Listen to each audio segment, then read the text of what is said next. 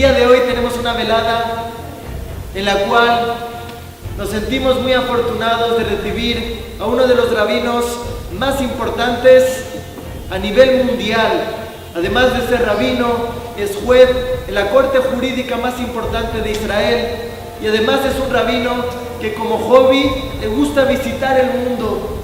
Ha visitado desde el Amazonas hasta toda la vuelta al mundo, incluso en los lugares más recónditos y más profundos del mundo. Verdaderamente es un gran honor recibirlo, así también a la Rabanit, que es un gran zehut tenerla con nosotros y somos muy afortunados y tenemos el día de hoy la gran oportunidad de enriquecernos sobre un tema muy importante, sobre un tema que nos preocupa a todos los judíos del mundo y es el dilema de la identidad judía en nuestros días. Algo que tanto nos preocupa y nos ocupa en cada uno de nuestros días como líderes comunitarios. Y gracias a Dios tenemos hoy a la persona que mejor conoce a nivel mundial todo lo que contexta este asunto. Y por tanto, sin más preámbulos, les dejo Bezrat Hashem con el gran rabino Eliyahu Birinbaum, que compartirá esta clase con su esposa la Rabanit. Bejabod. Me siento delante de un tribunal rabínico, acá tres rabinos, el rabino Benjamur, rabino Benman, rabino Simantov. No sé si me van a juzgar por ser ashkenazí y ellos son sefaradim, o se me van a convertir, pero de todos modos es un placer acá tenerlos presentes y a todos ustedes. Sí, el tema que vamos a presentar con mi esposa brevemente es el tema de la identidad judía contemporánea. ¿Y por qué la identidad judía contemporánea, la identidad judía en el mundo postmoderno? Porque lo que quiero primero explicar y alegar es que en el mundo judío en el cual vivimos, la identidad judía hoy es diferente. Y quiero explicar algunas de las diferencias de los componentes especiales de la identidad judía. Seguramente cuando visito diferentes comunidades del mundo, el tema de la identidad judía es un tema fundamental. Todos me piden que hable de la identidad judía, de los problemas de la identidad judía que se debilita, la identidad judía que se fortifica. Y muchas veces nos preguntamos hoy la pregunta, ¿cuál es la identidad judía? Yo a veces pienso que la pregunta de la identidad judía es también una pregunta moderna. ¿Qué quiere decir? Nuestros hijos, ustedes, los hijos, los nietos, se hacen la pregunta, sí, ¿qué es la identidad judía? ¿Qué es ser judío? ¿Por qué ser judío? Pero hace generaciones atrás, esa pregunta no era una pregunta existente. Mi abuelo, seguramente en este caso en Hungría, o padres o abuelos de ustedes en Turquía o en otro lugar, no se hacían la pregunta de la identidad judía. ¿Soy judío o no soy judío? ¿Por qué ser judío? ¿Tengo nariz judía? ¿Tengo sentimiento judío? ¿Tengo corazón? No. El ser judío antiguamente, y antiguamente me refiero hace 50 años atrás, 100 años atrás, pero aún 50 años, el ser judío era algo natural. Natural, no era una pregunta. Era vivir, nacer judío, vivir judío, morir judío, y era de la misma forma que una persona respiraba,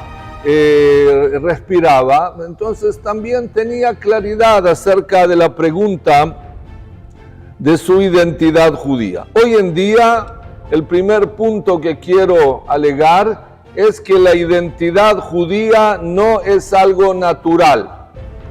Es algo que hay que construirlo, que hay que formarlo, que hay que crearlo. Y esa es la primera diferencia.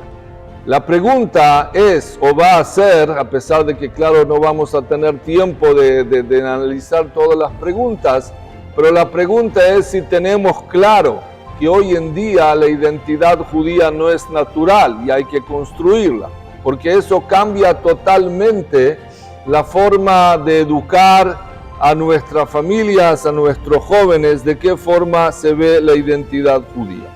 En segundo lugar, quiero explicar que la pregunta de la identidad judía no es la pregunta de quién es judío. A veces nos confundimos. Una pregunta es ¿quién es judío? ¿Cuál es el origen de una persona?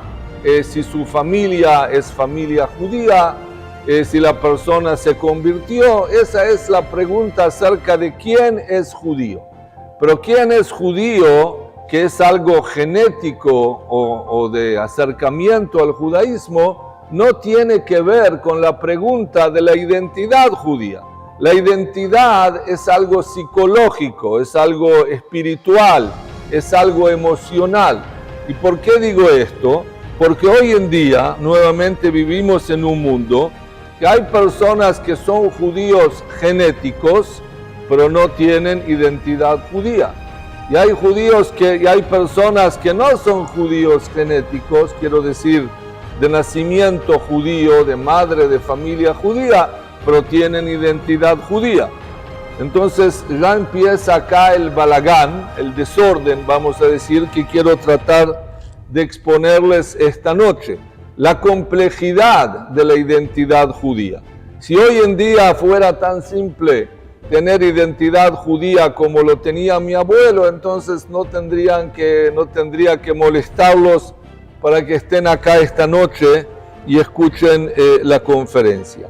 Más aún, vivimos hoy también en un periodo en el cual hay otra categoría también de identidad judía que voy a mencionar muy brevemente, y es la identidad judía que está naciendo hoy en día en Europa. No sé si ustedes tienen conocimiento, pero en Europa, por la situación de antisemitismo, por la situación del mundo musulmán, que está creciendo rápidamente en Europa, como ustedes saben, entonces nació una nueva realidad de judíos que tienen que vivir ocultando su identidad judía. Hay muchas investigaciones, hay muchos ejemplos en diferentes países de Europa, en Francia, en España, en Italia, en los cuales, por ejemplo, hay familias judías que ya no colocan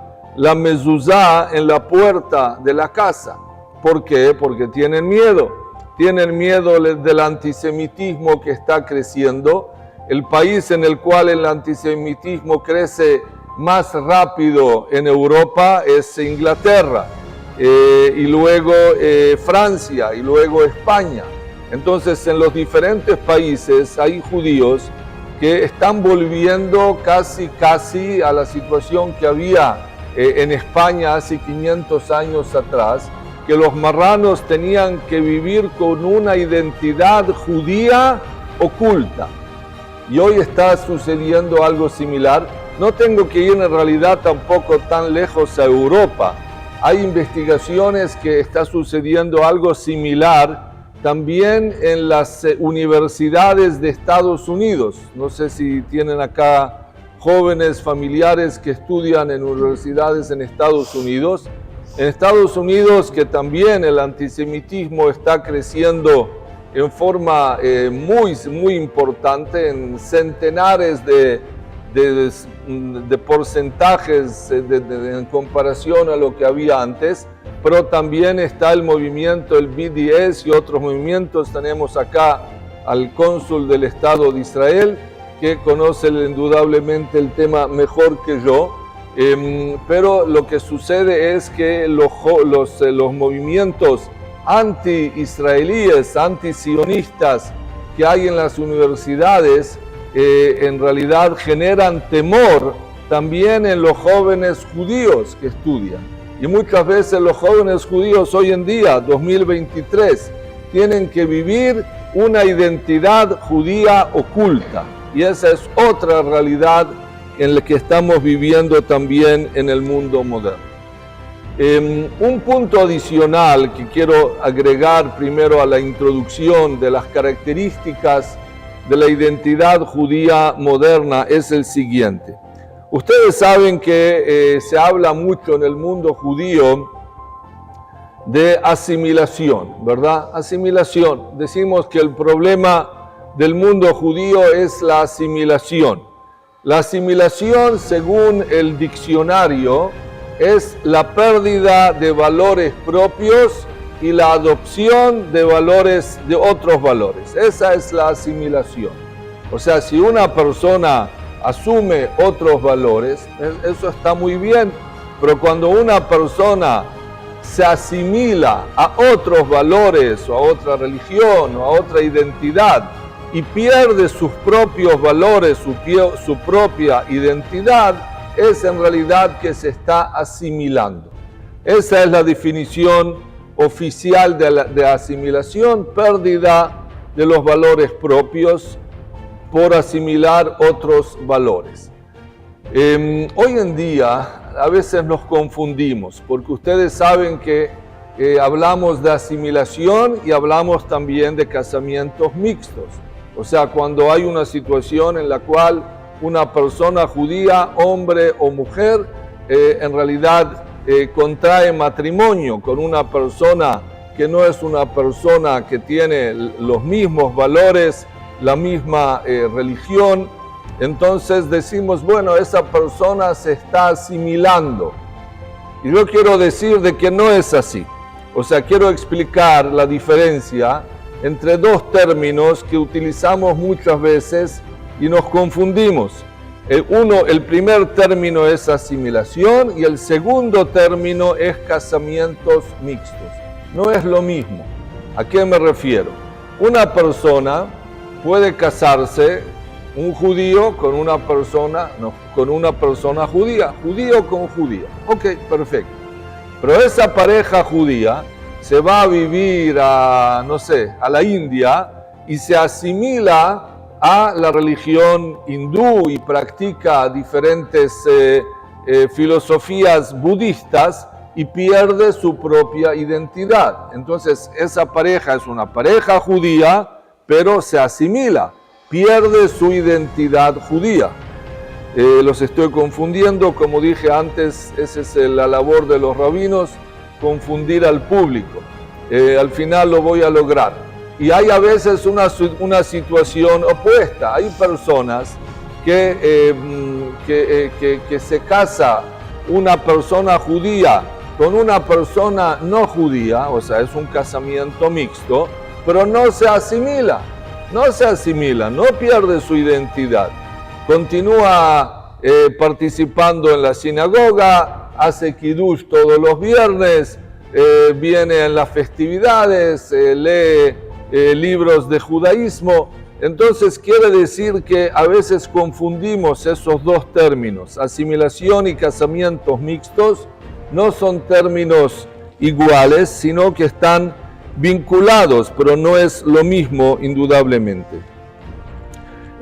Y hoy en día yo creo que vemos más y más personas que generan un desafío en el pueblo judío, porque por un lado sí, hay casamientos mixtos, pero quieren mantener la identidad judía, y eso no existía antes.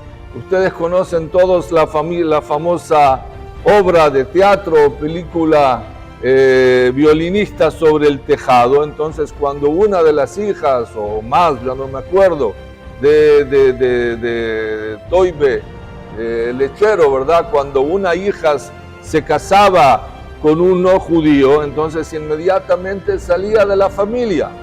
Hoy en día no es así.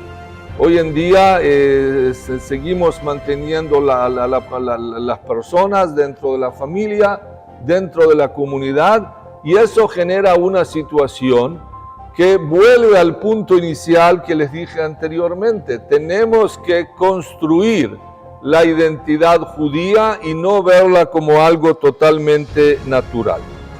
Otro punto, estoy todavía en la parte de introducción. La conferencia verdadera la va a dar mi esposa, yo doy la introducción. Otro punto que creo que es importante en términos de introducción a la identidad judía es la diversidad en la identidad judía. Antiguamente, y cuando digo antiguamente no es en la historia, sino hasta hace algunos años atrás, cada comunidad, cada sinagoga, cada familia tenía sus tradiciones. Y más o menos la identidad era una identidad similar o única. Hoy en día, cuando hablamos de identidad judía, no existe una identidad judía. O sea, espero o me imagino de que no estoy diciendo nada nuevo y los veo un poco choqueados. Pero lo que quiero decir es de que la realidad que vive el pueblo judío es que hay diferentes tipos, categorías de identidad judía. No importa cuál es la identidad que yo tengo como hombre judío, como persona religiosa, como rabino, esa es otra pregunta. ¿Cuál es la identidad que yo quiero para mi familia? Esa es una pregunta, pero la realidad es que tenemos que ser conscientes que hay diferentes tipos de identidad judía. O sea, hay identidad judía religiosa, hay identidad judía sionista, hay identidad judía cultural, o sea, personas que se apegan al judaísmo o que mantienen su identidad por un vínculo religioso, sionista, cultural. Hay identidad judía familiar, o sea que uno tiene su identidad judía porque se siente parte, ¿verdad?, de una familia. Hay identidad judía gastronómica, porque a una persona le gusta el pescado marroquí o el gefilte fish. Identidad judía por pertenencia comunitaria, porque uno se siente parte de una comunidad. Hay identidad judía por significado, y puedo seguir la lista. O sea, que cada persona, si ustedes le van a preguntar cuál es su identidad judía, cuál es la definición, cuál es su conexión con el judaísmo, entonces cada persona les va a dar una definición diferente de la identidad judía. Y eso sucede porque en el mundo en el cual vivimos, no solamente los judíos tenemos problemas de identidad, eso lo tenemos que tener claro, sino que también la sociedad no judía, en otras religiones, también hay problemas de identidad. No quiero darles ahora con una conferencia sobre la identidad judía católica o la teología católica, pero solamente puedo insinuar que el hecho que hoy en día hay un papa argentino, y yo como uruguayo estoy bastante preocupado al respecto, entonces un papa argentino es porque había ciertos problemas dentro de la identidad judía, de la identidad católica, que se pensó que una persona que tiene la visión del Papa actual podía solucionar, y en parte puede ser que los está solucionando. Entonces, la identidad hoy en día es un problema global en el mundo en el cual vivimos, que todavía se considera, según gran parte de los filósofos, de los sociólogos, un mundo postmoderno. Hay quien habla ya de postmoderno, pero un mundo postmoderno quiere decir un mundo que vive en crisis. Un mundo postmoderno quiere decir un mundo en el cual no existe una sola verdad, sino que prácticamente cada uno tiene su propia verdad. Esa es la definición, vamos a llamarla oficial, filosófica, del mundo postmoderno. Un mundo en el cual hay muchas verdades, y no solamente una verdad, no del punto de vista filosófico, no del punto de vista político, no del punto de vista de la identidad, sino que cada uno en el mundo postmoderno tiene que encontrar lo que llamamos su propia verdad. O sea, el mundo postmoderno es un mundo en el cual el individuo está en el centro, más que el colectivo, más que la comunidad. En un mundo así, entonces, claro, no podemos seguir dando los mismos discursos que dábamos hace 10, 20, 30, 40 años atrás a los jóvenes que hoy viven en un mundo postmoderno. Tenemos que buscar, o ellos tienen que buscar, la verdad que corresponde a cada uno de ellos, porque como dije, hoy en día la identidad es una identidad individual. No solamente que la identidad hoy es una identidad individual, sino que vivimos en un mundo en el cual la identidad es una identidad múltiple. ¿Qué quiere decir una identidad múltiple? Por ejemplo, antiguamente una persona que estudiaba Kabbalah, mística judía, era una persona observante, religiosa. Hoy en día que existe el centro de la Kabbalah, conocen los centros de la Kabbalah en Estados Unidos, en América Latina, no sé si hay acá también en Perú, pero en los centros de la Kabbalah, una persona puede venir, estudiar Kabbalah y comer langostas. O sea, como acá va a haber un copetín al final, ¿verdad? Entonces espero que no de langostas, pero en el centro de la Kabbalah se estudia Kabbalah y se come langostas. ¿Por qué? Porque no hay, para ellos, o para la identidad judía moderna, la identidad en general moderna, es una identidad múltiple. O sea, hay varias identidades que se juntan una con la otra. Asimismo, hoy en día vivimos en un mundo en el cual la identidad es algo voluntario. ¿A qué me refiero? Si una persona, por ejemplo, nacía en Turquía, en Izmirna, ¿verdad? Nacía en Izmirna, entonces quien nació en Izmirna pertenecía a una familia judía, a una comunidad. Hasta hoy en día hay 13 sinagogas en Izmirna, en la feria, en el mercado antiguo, y esa persona no cambiaba de identidad, no elegía. Si una persona nació lo que llamamos en un shtetl, en un lugar pequeño en Europa, entonces quien nacía en el shtetl de Belz, un famoso lugar, Belz, que luego, o sea, uno de los grandes rabinos hasídicos salió de ahí. Entonces la persona nacía en Belz, vivía en Belz y moría en Belz. O sea, no era voluntaria la identidad, no se elegía. Hoy en día las personas eligen a qué comunidad pertenecer, eligen a qué rabino seguir, eligen a qué clase ir, pueden cambiar de comunidad. Una persona se molesta con el presidente, cambia a otra comunidad. Otra persona le gusta el tesorero, el rabino, pasa a otra comunidad. Hoy en día la pertenencia comunitaria y por lo tanto la identidad es voluntaria. Uno puede elegir lo que antes no había, y eso hace indudablemente a la identidad en general y la identidad judía algo todavía mucho más complejo.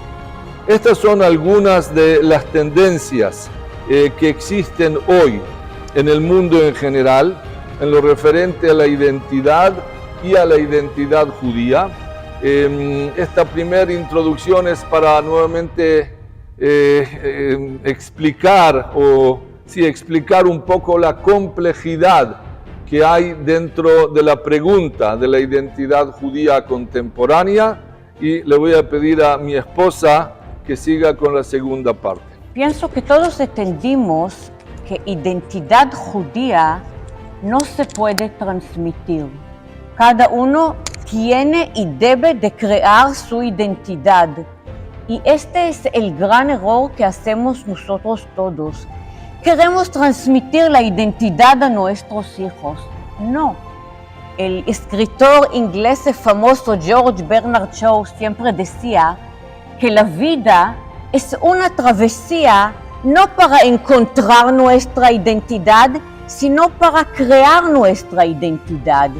Y pienso que este es el gran error, que nosotros queremos pasarla a nuestros hijos. Y tenemos que saber que lo que hacemos con nuestros hijos en general, hablamos mucho del pasado, del sufrimiento, de los pogromos, de la Segunda Guerra Mundial, del Holocausto. Para los niños no es suficiente.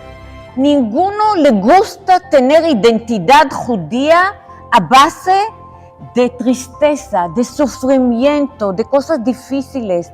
Tenemos que cambiar un poco la visión, no mirar siempre atrás y tratar de pasar el pasado a nuestros hijos, cambiar la visión al futuro y al presente.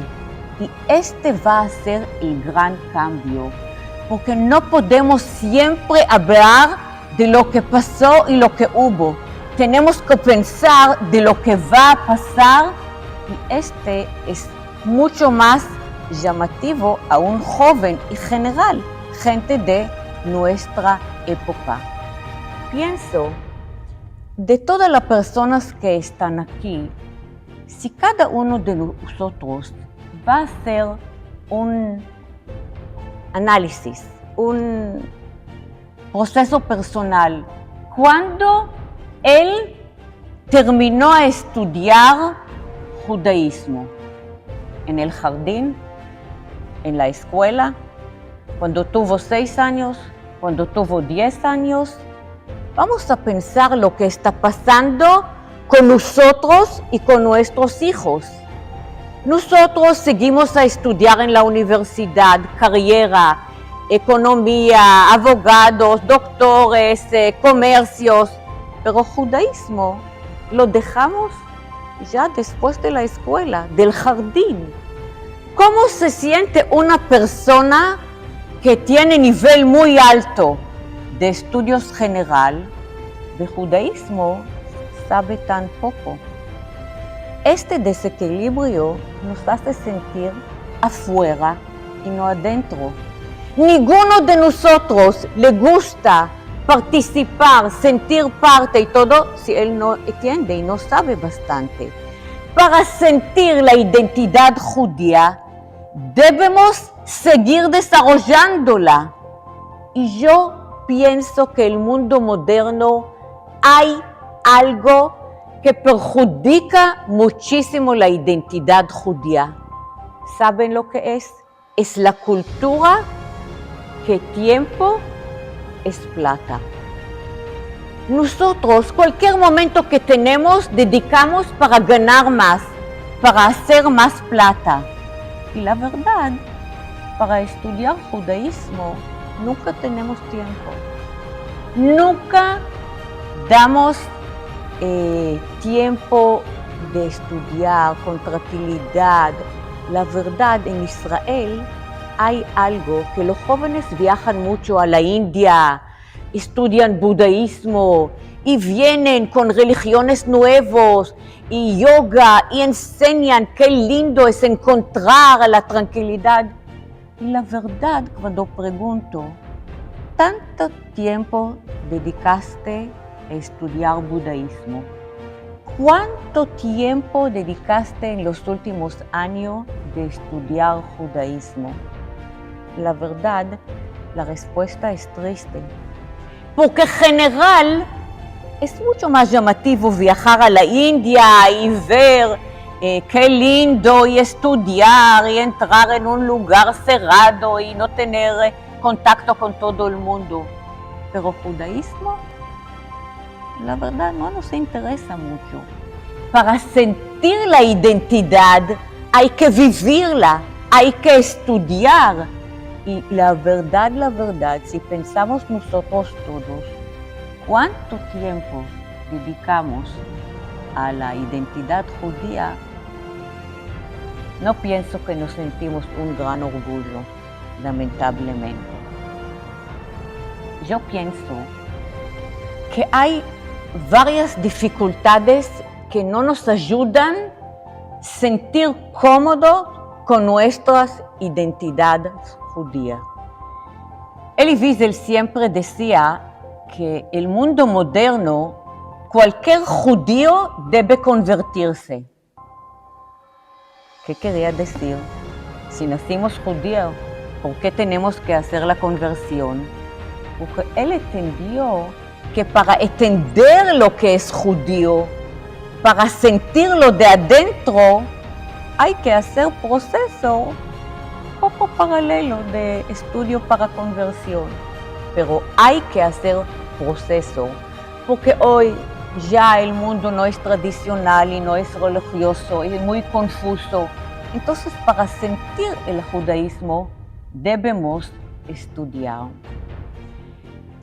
Si me permiten decir como una mujer religiosa, yo pienso que el gran problema que aleja a nosotros todos del mundo judío es que separamos el mundo a dos, judaísmo y el mundo general. Tengo mi vida judía y tengo mi vida general. Esta separación no nos hace sentir parte del mundo general. Yo siempre digo a mis alumnos que los judíos se internan en un mundo judío cerrado, como en un hospital psiquiátrico. Nos cerramos del mundo judío y la verdad no vivimos dentro del mundo. Yo cuando voy de viaje, disfruto de la naturaleza, cuando escucho concierto, cuando leo un buen libro que ustedes lean de escritores generales y no solo judíos, cuando voy al cine, cuando voy al teatro, disfruto como mujer judía religiosa. Mi mirada, mi manera de entenderlo, de dar interpretación, es mujer judía religiosa que está muy integrada al mundo general. Y la verdad, nosotros, los religiosos, nos cerramos y separamos del mundo general. Y empezar a pensar que todo es parte de nuestra vida nos va a ayudar a sentir más cómodo con nuestra identidad. Los jóvenes no quieren sentir que el mundo judío está separado del mundo general y tenemos tantas cosas de dialogar con el mundo. Qué lástima que no lo hacemos, que muchas veces nos separamos y pensamos que hay que separar del mundo general. Yo soy rabanit, pero gran parte de mi conferencia doy de literatura hebrea. Estudié en la Universidad de Literatura Hebrea y no veo ninguna diferencia entre rabanit y profesora de literatura hebrea. Y esto es lindo, que hoy en día muchos rabinos tienen otra carrera, tienen otras cosas que hacen y todo integra uno con el otro. Yo pienso que parte de la identidad judía era cualquier parte de la familia, si sigue el camino tradicional o se aleja, si sigue cumplir o ya no cumple, siempre nos sentimos mucha responsabilidad uno del otro. Jacob hizo algo muy inteligente que nosotros todos tenemos que adaptar y seguir el camino de Jacob. ¿Qué hizo Jacob? Él tenía un hijo que se llamaba Yosef. Los hijos de Yosef, sus dos nietos, no vivían al lado de él, vivían en Egipto. La verdad, no recibieron educación judío, no crecieron dentro de comunidad. ¿Qué hizo el abuelo? Algo tan inteligente.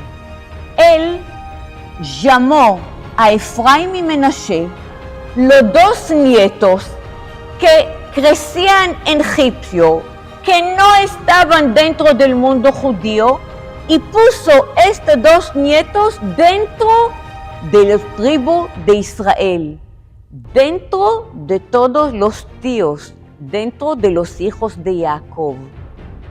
¿Qué hizo Jacob? Él dijo, cualquier familia, no importa si los niños siguen el camino o no siguen el camino, los padres, los abuelos deben sentir la responsabilidad de influir, de ser importante en la vida de ellos, de crear con ellos la identidad, de recibirlos, de sentir parte de familia grande. Hoy en día, lamentablemente, existe en el mundo judío que cumple o que no cumple. Si no cumple, si no sigue el camino, ya no es parte de la familia. Jacob no pensaba igual. Jacob pensaba que no importa qué camino tomó alguien de nuestra familia, sigue ser parte de nuestra familia. Y es tan importante porque así nos sentimos responsabilidad, familia, y seguimos mantener el contacto con todos.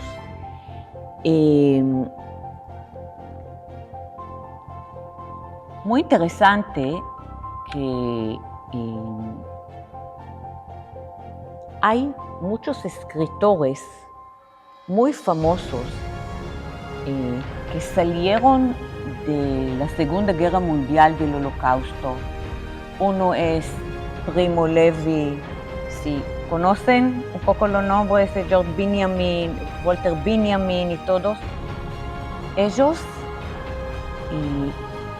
salieron de la Segunda Guerra Mundial y después de 20 años, 3 de los escritores famosos, Walter Benjamin, Embry Nokatash, Primo Levi, no sé, después de 20 años, ellos se suicidaron.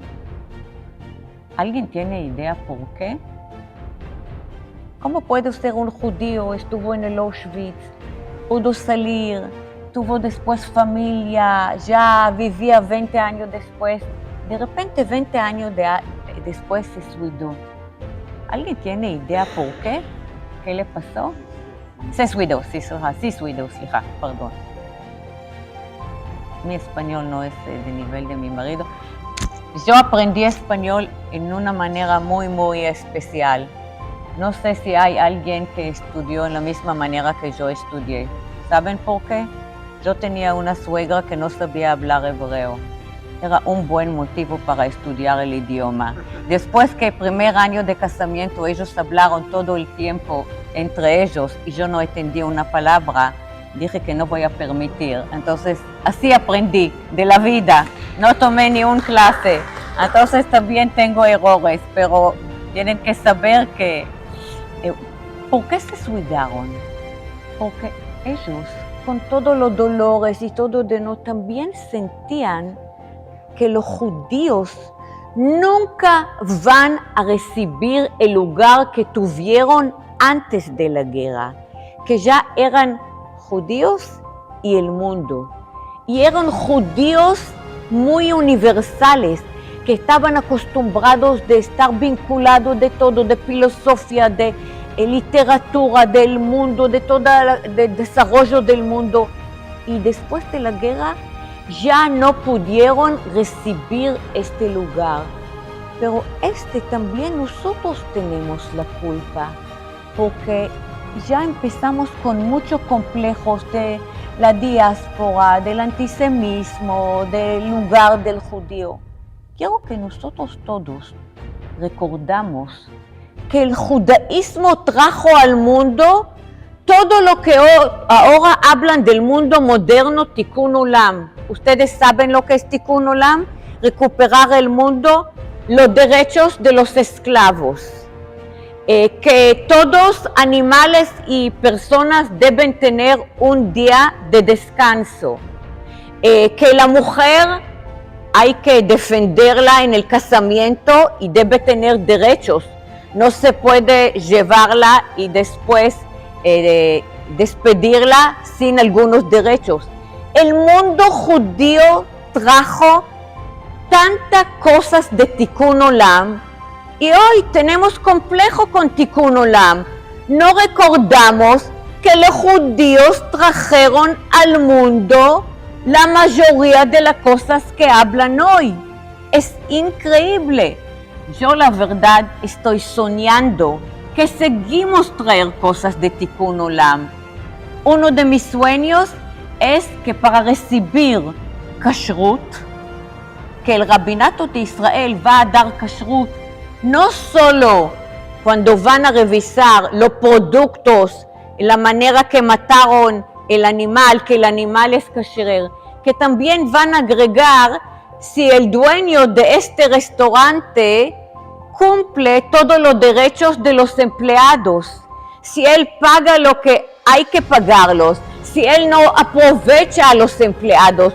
Podemos ampliar también, no solo dar kashrut, pero la verdad, judaísmo trajo al mundo Tikkun Olam.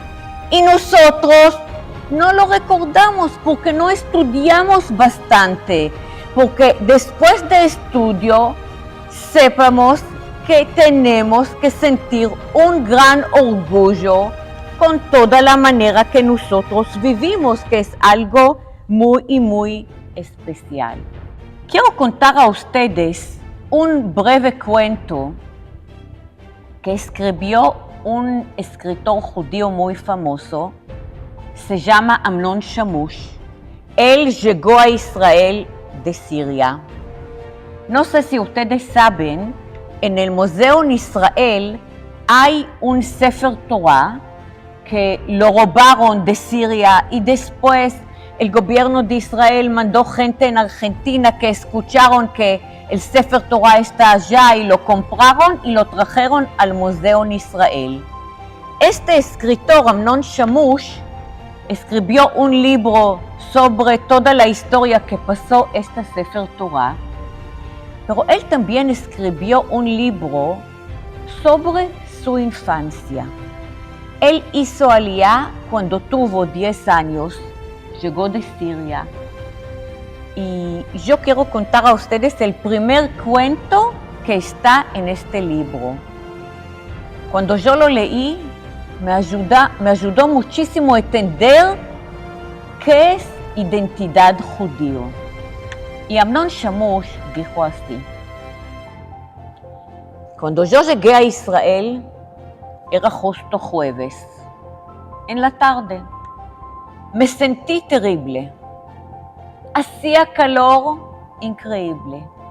La casa grande que tuvimos en Siria la cambiamos de un rancho, una casa de madera que el gobierno de Israel nos dio. Un cuarto para los padres, un cuarto para los niños. Todas las cosas que teníamos, las alfombras, los adornos, dejamos todo en Siria. Lamentablemente, mi papá no habló bien hebreo, porque él habló hebreo de los estudios judaicos, no el hebreo de la calle. Los amigos que vivían al lado de mi casa, cada uno vino de otro país, cada uno dejó su mundo, cada uno sentía que no sabe a dónde poner las piernas.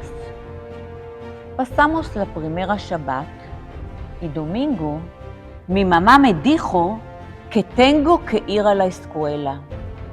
Dijo Amnon Shamush, me sentí tan débil, sin idioma de todos.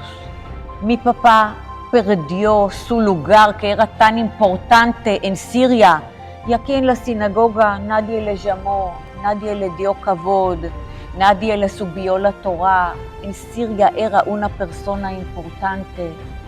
Y la profesora, que no sabía qué hacer con un grupo de niños que cada uno viene de otro lado, entonces ella repartió hojas y lápices y pidió que cada uno de los niños escriba un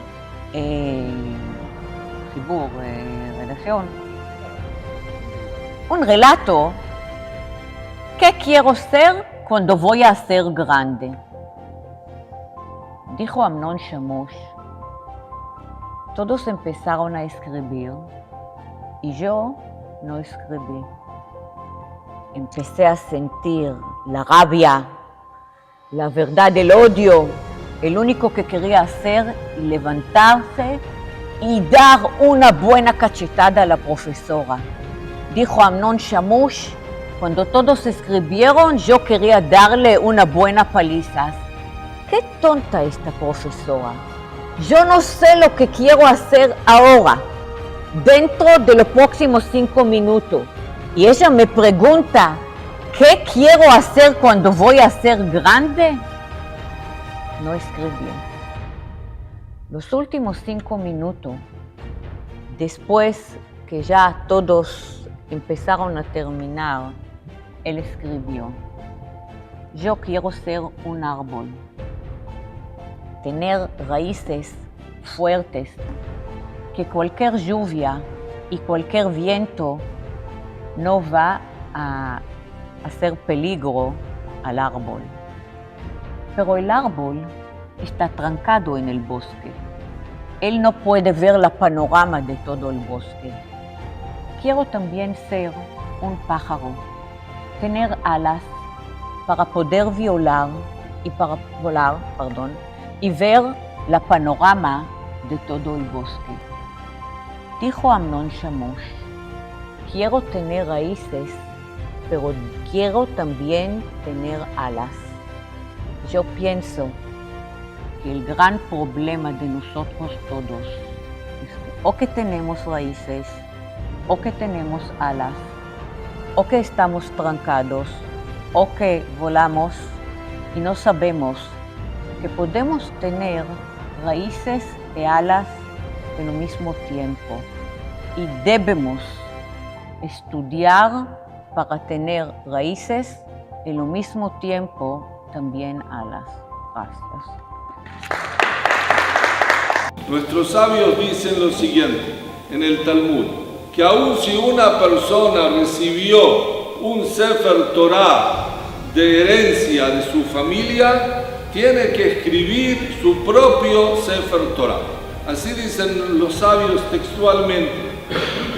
Ustedes hace poco acá en la Unión tuvieron la Achnasá, ¿verdad?, de un nuevo Sefer Torah, a pesar de que ya había Sifrei Torah anteriores en el Beit HaKnesset y en el Aron HaKodesh. Pero la idea del Talmud de nuestros sabios es muy inteligente. No es suficiente recibir un Sefer Torah de herencia, porque una herencia es algo pasivo.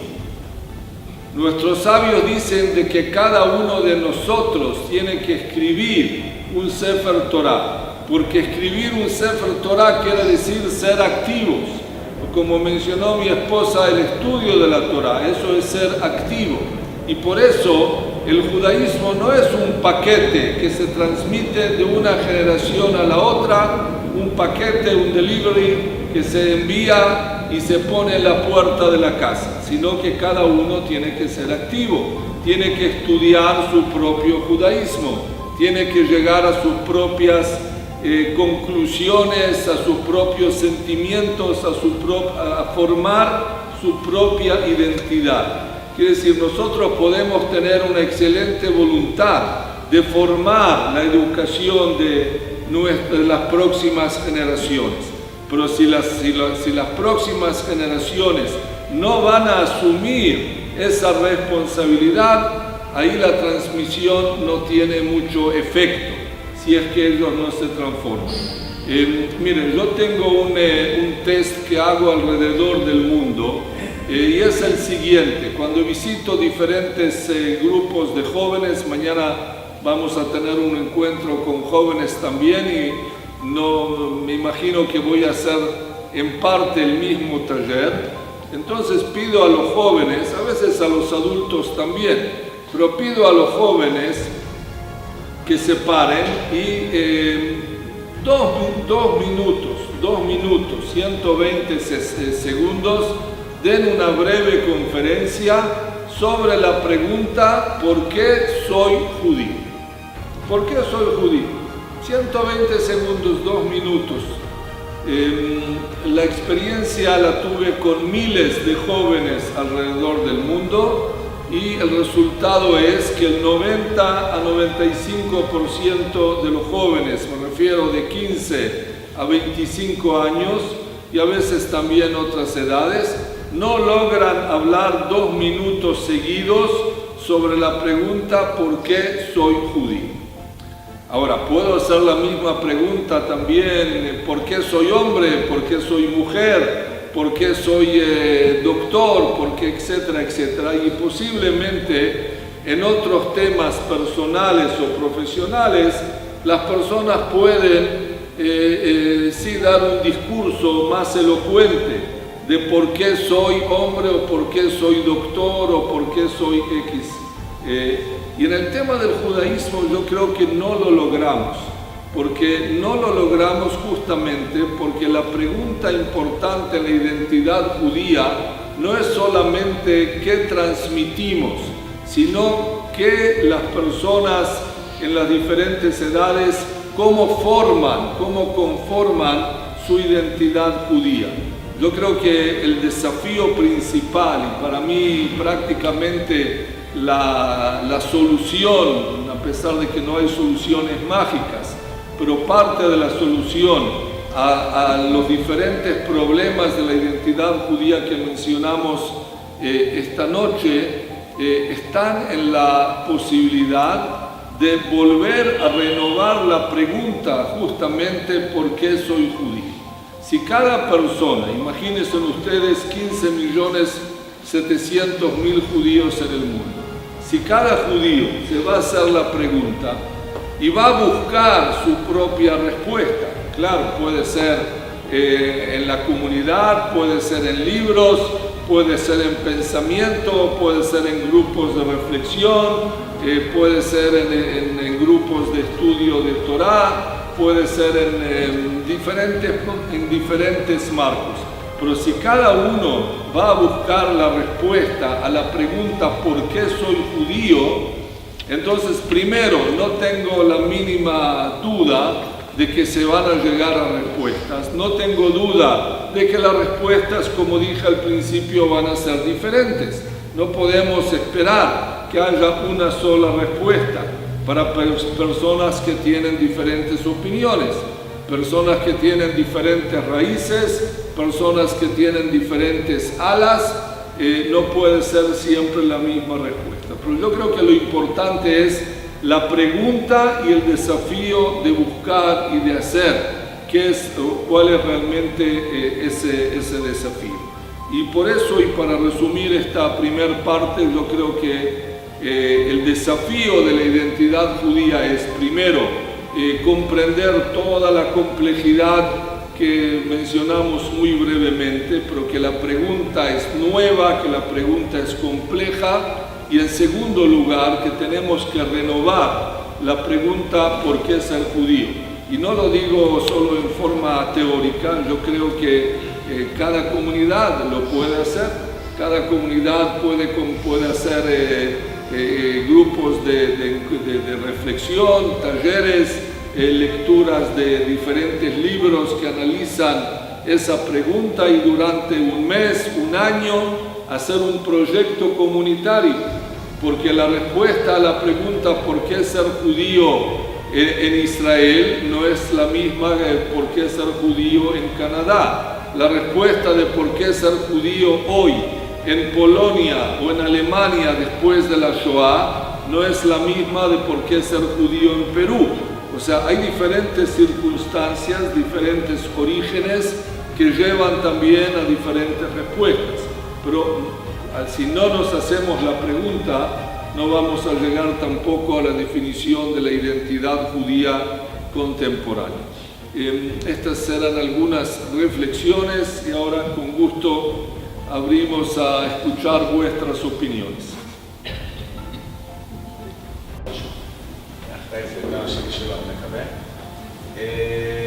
A nivel general, cuando hablas de comunidades, en muchos casos tienes comunidades en las cuales hay muchas posibilidades de que si tienes una gota de una comunidad dentro de un volumen muy grande de la parte del mundo indígena. Si tienes, por ejemplo, tienes también comunidades en las cuales hay una masa mucho más grande de la comunidad, ¿hay algún consejo que considera para comunidades que son mucho más pequeñas y que tienen y que a nivel de la población de jóvenes es relativamente menor? ¿Hay consejos que daría de cómo cree que se debería hacer un mejor mantenimiento de la identidad judía de nuestras comunidades cuando tienes un volumen relativamente pequeño? ¿Hay cosas que se deberían considerar más? Sí, el tema que tú mencionas es el tema de comunidades judías pequeñas, que es un tema que indudablemente existe en el mundo judío. Hay centenares de comunidades judías pequeñas en todo el mundo. El tema de las comunidades judías pequeñas tienen algo positivo y algo negativo.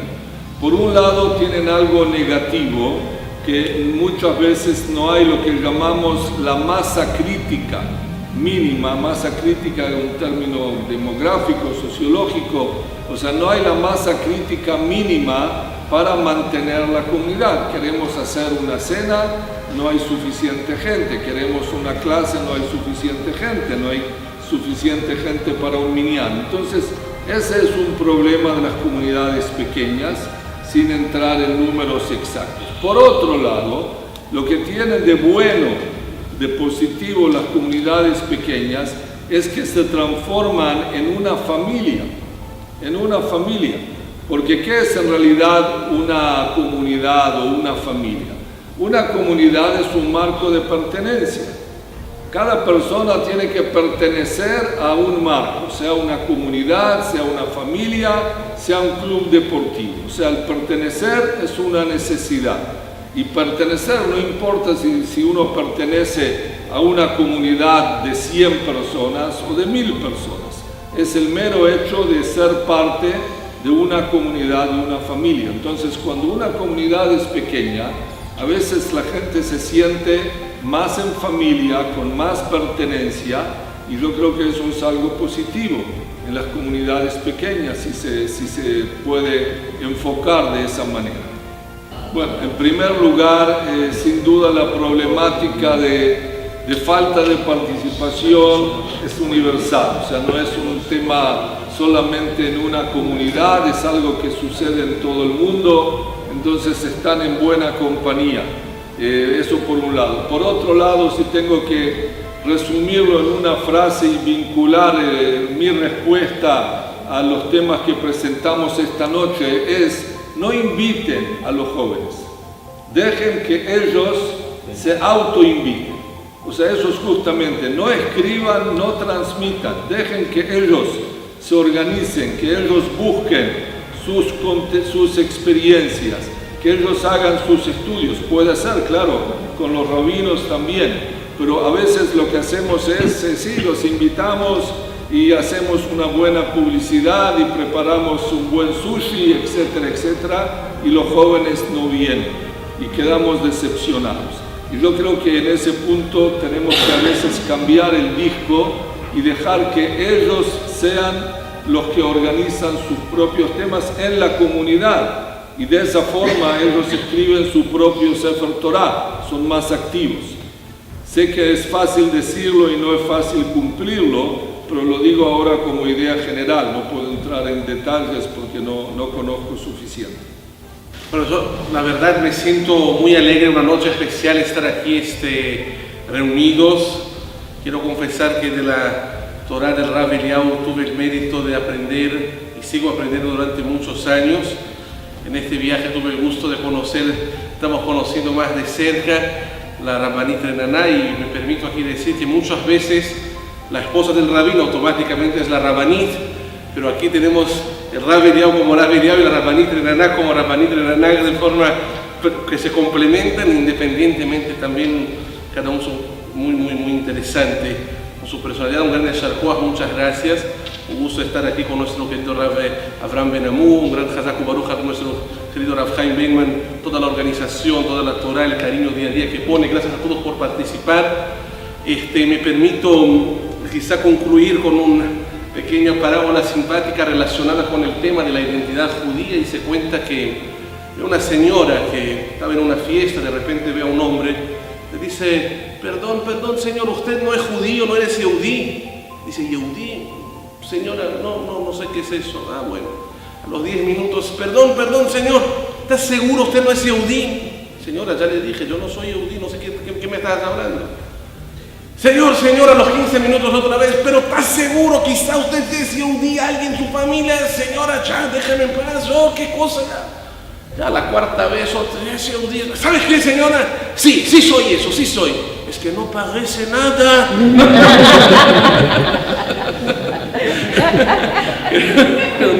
Queremos entender, pero me parece que el simple hecho de despertar la pregunta: ¿qué es ser Yehudí? ¿Por qué somos Yehudí? Sea fundamental, especialmente en Keilot como nosotros. Muchísimas gracias, Rav Eliyahu, la Rabanit Renaná, por dedicar el tiempo, por estar con nosotros. Ciertamente todavía tendremos más espacios de reflexión importantes.